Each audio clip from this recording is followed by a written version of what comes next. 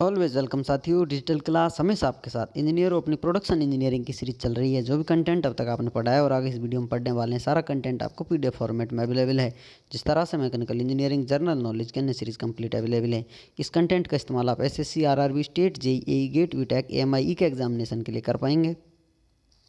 इससे पिछली वीडियो में साथियों हम टीआईजी और एमआईजी की दुनिया में आए थे। किस प्रकार से TIG and MiG welding, arc welding जो है किस प्रकार से परफॉर्म की जाती है, क्यों दुनिया में आती है साथियों, ये सब कारण हमने बेसिक जान लिए थे। इसमें क्या होता है, टंगस्टन का इलेक्ट्रोड इस्तेमाल किया जाता है जो कि नॉन कंज्यूमेबल होता है। इसमें साइड में गैप होता है, जगह होती है गैस आने के लिए, इनर्ट गैस आती है, जैसा कि टंगस्टन या फिर मेटल इनर्ट गैस वेल्डिंग है। टीआईजी टंगस्टन के लिए, एम मेटल के लिए इनर्ट गैस वेल्डिंग है, ये इस्तेमाल करते हैं।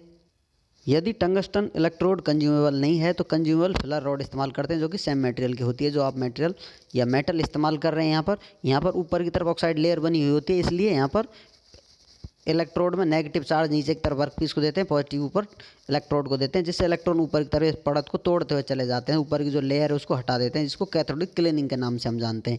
ये सब हमने पिछली वीडियो में डिटेल में जान लिया था।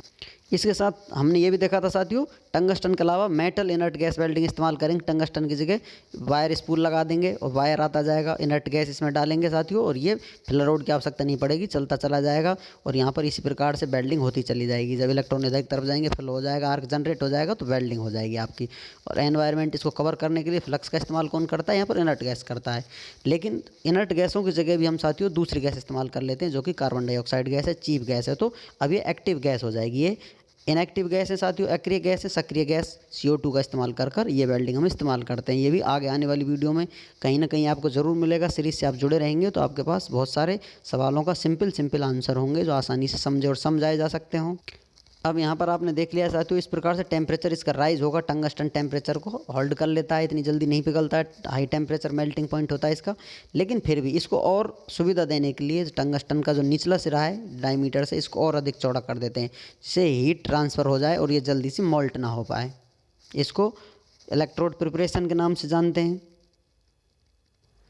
तो चलिए साथियों इलेक्ट्रोड प्रिपरेशन कर लेते हैं। यहाँ पर जो डायमीटर आ रहा था टंगस्टन का आपका, ये डायमीटर इससे बड़ा नीचे वाला डायमीटर, जो नीचे की तरफ से 3D में आप देखेंगे बड़ा डायमीटर होगा, जो 1.2 से 1.5D डायमीटर के बराबर होगा। आप कह सकते हैं नीचे से इसका सरफेस एरिया बढ़ा दिया गया है, जो कि हीट को ऑब्जर्व कर सके, एब्जॉर्व कर सके, या फिर बहुत जल्दी ये मोल्ट ना हो सके, वेल्डिंग प्रक्रिया जारी रख सके। तो अब साथियों कुछ पॉइंट जान लेते हैं। Inert gas solve purpose of flux, यहाँ पर इनर्ट गैस हमने इस्तेमाल की है टंगस्टन इनर्ट गैस वेल्डिंग में या मेटल इनर्ट गैस वेल्डिंग में। तो यहाँ पर क्या कर रही है इनर्ट गैस, अपना जो फ्लक्स का पर्पज है उसे हटा देती है या सॉल्व कर लेती है।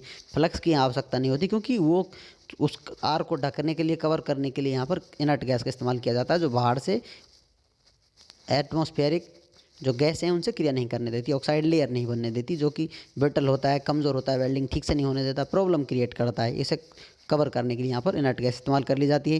Tungsten is non consumable, so filler rod is used for the same. किसके लिए साथियों, टंगस्टन की जगह फिलर रोड का इस्तेमाल करते हैं, क्योंकि ये कंज्यूम नहीं होगी। वेल्डिंग करने के लिए कुछ मेटल चाहिए, फिलर रोड सेम मटेरियल इस्तेमाल करते हैं, तो उसका इस्तेमाल कर लिया जाता है। In MIG metal inert gas welding we use consumable electrode, so no filler rod. अब मेटल इनर्ट गैस वेल्डिंग में हम मेटल इस्तेमाल कर रहे हैं, यहाँ पर वही वायर स्पूल से आएगा तो उसी का कंजप्शन हो जाएगा, फिलर रोड की आवश्यकता नहीं पड़ेगी। B use reverse polarity for TIG generally for cathodic cleaning. जैसा आपको बताया था साथियों, यहाँ पर वर्क पीस को हम नेगेटिव बनाते हैं, अपोजिट पोलरिटी इस्तेमाल कर रहे हैं यहाँ पर साथियों। किसके लिए, क्योंकि यहाँ पर कैथोडिक क्लीनिंग करनी होती है, जो मदद करती है इलेक्ट्रॉन टक्कर मारकर सरफेस को चीरते हुए, साफ करते हुए चले जाते हैं और वेल्डिंग बन जाती है, आसानी से वेल्ड हो जाता है। Thin aluminium plates can be easily welded by this process. इस प्रोसेस से टिग MIG जो प्रोसेस मेथड है, इनसे आसानी से एल्युमिनियम की पतली प्लेटों को वेल्ड किया जा सकता है।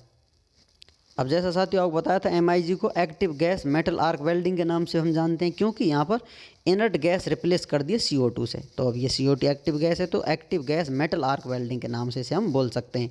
वेल्डेबिलिटी क्या होती है साथियों, एक टर्म डिफाइन कर लेते हैं, जो आसानी से ईजी होता है वेल्डिंग करना, वो वेल्डेबिलिटी है।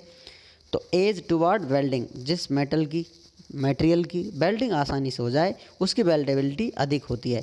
तो आप कह सकते हैं कार्बन परसेंटेज बढ़ाओगे आप मटेरियल में तो वेल्डेबिलिटी जो है डाउन हो जाएगी, क्योंकि उसको आसान वेल्ड करना नहीं होगा। तो low carbon steel, medium carbon steel, high carbon steel में सबसे अधिक वेल्डेबिलिटी किसकी होगी? लो कार्बन स्टील की, क्योंकि इसमें कार्बन की मात्रा कम है तो वेल्डेबिलिटी इसकी ज़्यादा होगी, इसको आसानी से वेल्ड किया जा सकता है। कार्बन बढ़ता जाएगा, वेल्डिंग से पंगा होता चला जाएगा, तो वेल्डिंग इसकी ठीक से नहीं हो पाएगी। तो सबसे कम वेल्डेबिलिटी किसकी होगी? हाई कार्बन स्टील की सबसे कम वेल्डेबिलिटी होती है। उम्मीद करते हैं विद्वानों वीडियो में दी गई अब तक की जानकारी आपको अच्छे से समझ में आई होगी। अभी भी आपका कोई कन्फ्यूजन है तो आप हमसे कमेंट कर पूछ सकते हैं। साथियों आप चाहें तो कांटेक्ट कर सकते हैं, कांटेक्ट लिंक आपको वीडियो डिस्क्रिप्शन में मिल जाएगा। वीडियो को अंत तक देखने के लिए, चैनल को सपोर्ट करने के लिए आपका दिल की गहराइयों से बहुत बहुत धन्यवाद। मिलते हैं नेक्स्ट वीडियो में, तब तक पढ़ते रहिए, व्यस्त रहिए, मस्त रहिए। जय हिंद, वंदे मातरम।